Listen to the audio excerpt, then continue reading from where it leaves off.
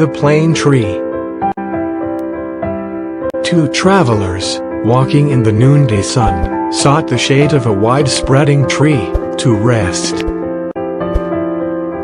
As they lay looking up, among the pleasant leaves, they saw that it was a plane tree.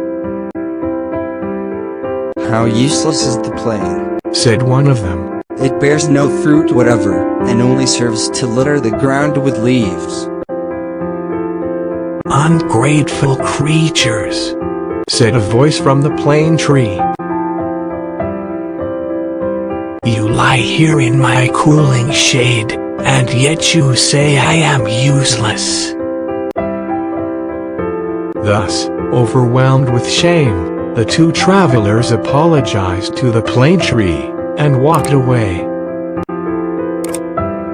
Moral of the story: our best blessings are often the least appreciated. It's the